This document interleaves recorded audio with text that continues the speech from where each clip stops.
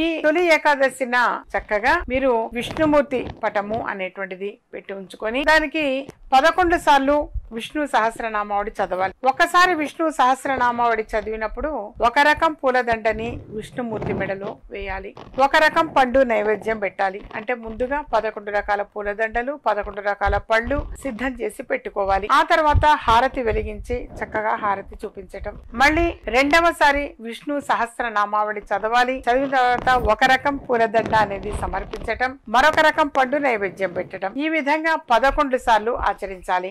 అంటే 11 సార్లు విష్ణు సహస్రనామాన్ని చదవాలి, 11 రకాల పూలదండలు సమర్పించాలి, 11 రకాల పళ్ళు నైవేద్యం పెట్టాలి. ఇలా చేయడం వలన ఒక సంకల్పము అనేది అనుకొని మీరు ఇది మొదలు పెట్టండి.